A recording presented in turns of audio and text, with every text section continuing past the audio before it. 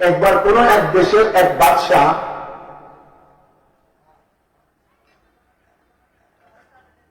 অসুস্থ হয়ে গেছে। তো রাজ হাকিম যিনি ছিলেন, অর্থাৎ সরকারি ডাক্তার, সে বাদশাকে দেখে পর্যালোচনা করে পর্যবেক্ষণ করে বলল যে বাদশার যে অসুস্থতা সেটা হল, বাদশার কাছে বিভিন্ন লোকজন আসে, তো কিছু লোকেরা আসছিল যাদের মনে পেরেশানি ছিল, ওই পেরেশানির কারণে বাদশার দিনের মধ্যে একটা পেরেশানি আসছে, এইটা ভালো হয়ে যাবে, খুব কঠিন কিছু না।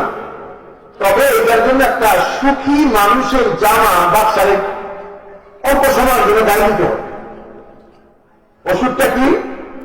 রোগটা হলো মনের পেরেশানি, আর ঔষধটা কি? যে একজন সুখী মানুষের জামা গায়ে দিতে হবে। তো বাদশা বলছে এটা তো সহজ, সিপাহী পাঠাইছে, যাও প্রধানমন্ত্রীর কাছ থেকে জামা নিয়ে আসো। আমাদের দেশে না, মানে ওই দেশের কথা বলছে, আমাদের দেশের তো প্রেসিডেন্টের গায়ে প্রধানমন্ত্রী জামা লাগবে না। তো গেছে, প্রধানমন্ত্রী গিয়ে বলছে যে প্রেসিডেন্ট আপনার জামাটা চাইছে। কেন? এটা কেমন কথা, আমার জামা চাইছে মানে? বলে না, বাদশার রোগ দেখা দিচ্ছে, পেরেশানি, ডাক্তার বলছে সুখী মানুষের জামা গায়ে দিলে রোগ দূর হয়ে যাবে। তো বাদশার পরে সবচেয়ে সুখী তো আপনি, সবচেয়ে বড় দেশের প্রেসিডেন্ট, তারপরে হলো প্রধানমন্ত্রী।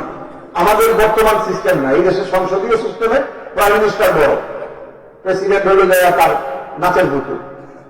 এটা হলো আগের সিস্টেম, প্রেসিডেন্সি সিস্টেম, যখন জেনারেল এরশাদের সময় যেরকম ছিল। তো প্রধানমন্ত্রী বলল যে জামা একটা না, চাইলে 10টা দিতে পারে, কিন্তু সুখী মানুষ যে বলছো ওইটা হবে না। ওইটা আপনি সুখী না? না, কেউ বলে না, আমার ঘরের এই এই এই সমস্যার কারণে আমি সুখী না। সিপাহী বলছে আচ্ছা আপনি খাদ্যমন্ত্রীর কাছে যান, এই ঘরের মন্ত্রী পরিষদের যার কাছেই যায়, সে বলে জামা নিতে পারো, কিন্তু সমস্যা একটা, সেটা হলো ভাই আমার সুখ তো নেই, পরে বাচ্চার দেখাই দিয়ে যদি রোগ ভালো না হয় এটা মুসিবত হয়ে যাবে। তো সিপাহীরা চিন্তা করছে বাদশার দরবারে তো কেউ নাই, তাহলে সাধারণ জনগণের কাছে যাই। বাজারে গেছে, হাটে গেছে, খুঁজতে খুঁজতে খুঁজতে খুঁজতে হয়রান হয়ে গেছে, যার কাছেই যায় শেষে একটা পেরেশানি বাড়বে না আমি সুখী না।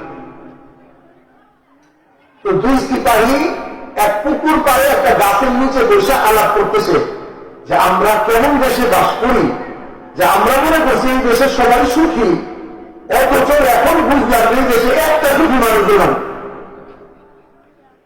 এমন সময় পিছন দিকে পুকুর, গাছের তলায় বসে তারা কথা বলতেছে, তো শুনতেছে পুকুর পাড়ে কোন একটা লোক গুনগুন করে গান গায় আর গোসল করে।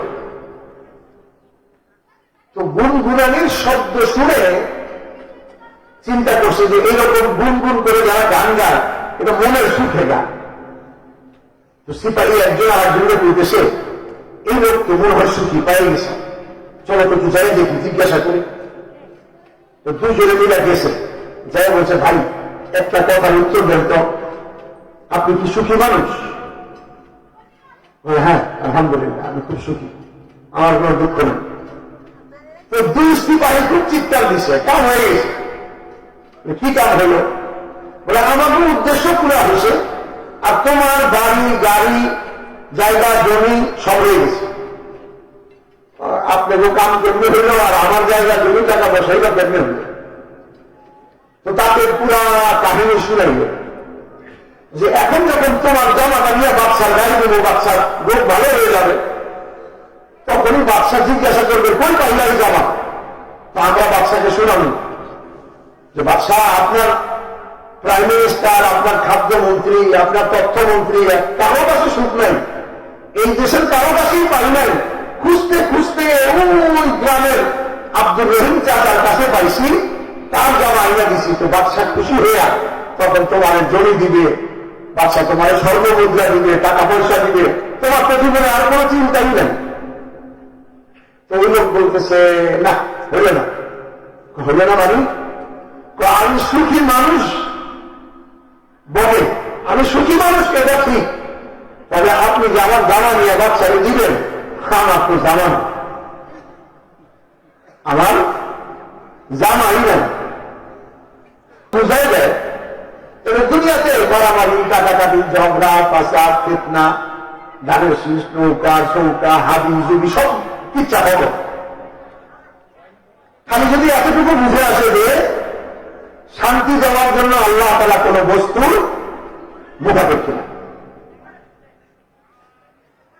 রাসূলের জামানাতে সাহাবারা শান্তি, আমল, ঈমান যারা পাওয়ার কারণে তারা সাহাবারা যে কয়েকটা কাজ করতে চাইতেন না, সাহাবারা সহজে করতে চাইতেন না, তার মধ্যে একটা দুইজনের মাঝখানে তৃতীয় পক্ষ হয়ে বিচার করতে চাইতেন না, বিচারক হইতে চাইতেন না, অর্থাৎ ক্ষমতা চাইতেন না যে না এটা তোমরা সারো। কারণ যে ক্ষমতা চায়, যে ক্ষমতা পায়, তার বেনিফিট কি, তার উপকারিতা কি? আমাদের সমাজে চলমান আছে, মানুষ বলে না আমি সমাজের সেবা করব, এটা করব, ওইটা করব, আপনাদের দুঃখ দূর করব। আসলটা করে না,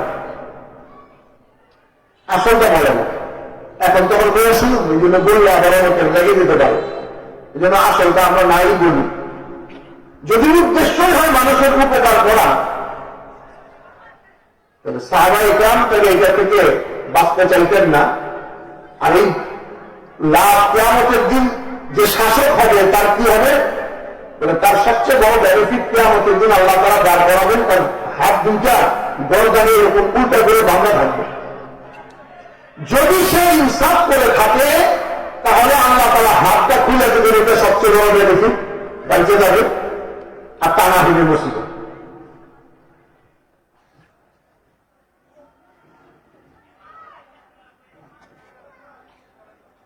সুখ দেওয়ার জন্য আল্লাহ তাআলা পদবীর মুখাপেক্ষী না, মন্ত্রিত্বের মুখাপেক্ষী না। ইজ্জত দেওয়ার জন্য আল্লাহ তাআলা সরকারি বিসিএস ক্যাডারভুক্ত চাকরিওয়ালা হওয়ার কোনো প্রয়োজন নেই। ইজ্জত, সম্মান, ভালোবাসার জন্য রং সুন্দর হওয়ার দরকার নেই।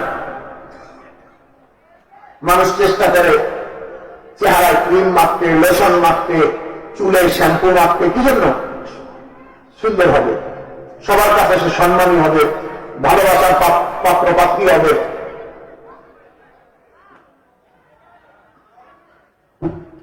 কিন্তু আল্লাহ এগুলির মুখাপেক্ষী। এর একটা উদাহরণ শুনেন।